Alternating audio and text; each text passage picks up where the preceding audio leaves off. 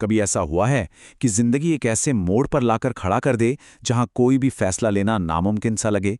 जब हर रास्ता मुश्किल लगे तो इंसान कौन सा रास्ता चुने? आज हम इसी सवाल का जवाब एक प्राचीन ग्रंथ के सिर्फ एक शक्तिशाली श्लोक में ढूंढने की कोशिश करेंगे। चलिए शुरू करते हैं। तो ये जो श्लोक है ना, ये श्रीमद् भगवद गीता के दूसरे अध्याय का 37वां श्लोक है। देखिए, ये सिर्फ एक श्लोक नहीं है, बल्कि मुश्किल समय में जब दिमाग काम करना बंद कर दे, तब सही निर्णय लेने का एक पूरा का पूरा फ्रेमवर्क है। आइए इसके गहरे मतलब को समझने की कोशिश करते हैं। जरा सोचिए उस एक पल के बारे में, जब सामने एक बहुत बड़ा फैसला हो, लेकिन आगे बढ़ने का कोई भी रास्ता सही ही न लग रहा हो। ये वो मानसिक स्थिति है जिसमें इंसान एकदम लाचार महसूस करता है। ऐसा लगता है जैसे निर्णय लेने की ताकत ही किसी ने छीन ली हो। यही वो सबसे बड़ा सवाल है जिसका सामना हम सब कभी ना कभी करते हैं। जब ऐसा लगे कि कुछ भी कर लो, नतीजा तो नुकसानदेह ही होगा, तो फिर कोई भी कदम उठाना लगभग नामुमकिन हो जाता है।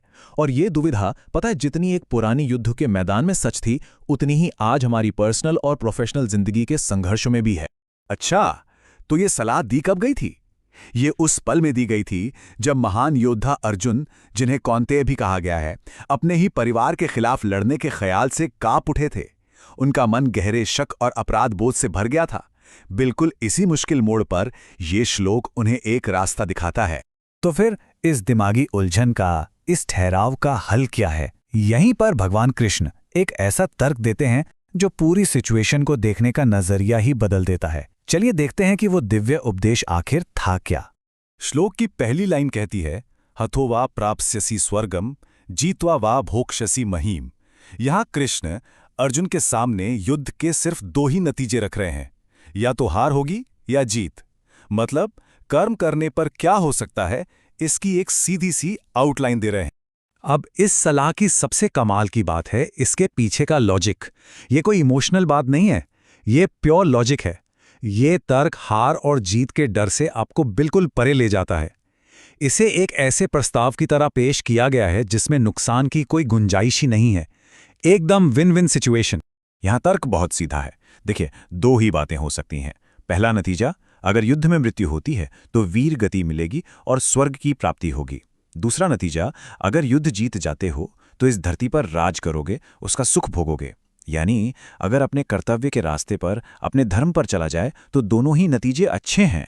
यहां जीत या हार पर्सनल नहीं रह जाती, बल्कि कर्तव्य पूरा करना ही असल जीत है। तो जब दोनों ही परिणाम अच्छे हैं और हारने का डर वो तो खत्म ही हो गया है, तो फिर लॉजिकल कदम क्या होना चाहिए? अब क्या किया जाए? और यहीं आता है इस श्लोक का असली निचोड़, इसका सार। तस्माद उत्तिष्ठ कौन्तेय युद्धाय कृतनिश्चयः, जिसका मतलब है, इसलिए हे कौन्तेय, निश्चय करके युद्ध के लिए खड़े हो जाओ। जब हार का डर मिट जाता है तो कर्म करने का संकल्प अपने आप मजबूत हो जाता है। ये सारी दुविधा छोड़कर एक्शन लेने का एक सीधा सीधा कॉल है। लेकिन ये तो एक योद्धा को दी गई सलाह थी, है ना? आज की जिंदगी में हमारे लिए इसका क्या मतलब है? चलिए इसे आज के कॉन्टेक्स्ट में समझते हैं और देखते हैं कि इससे क्या सीखा जा सकता है। तो इस एक श्लोक से हम अपनी जिंदगी के लिए कह सकते हैं 4 बड़े सिद्धांत निकाल सकते हैं। पहला, अपना नजरिया बदलो और हर नतीजे में कुछ न कुछ वैल्यू देखो।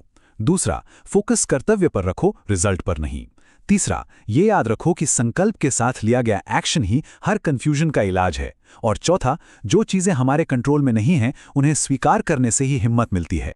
तो आखिर में ये सवाल खुद से पूछने वाला है, आज जीवन में वो कौन सी लड़ाई या कौन सी चुनौती है जिसका सामना करने के लिए एक दृढ़ संकल्प की जरूरत है? इस श्लोक की रोशनी में ये सोचने वाली बात है।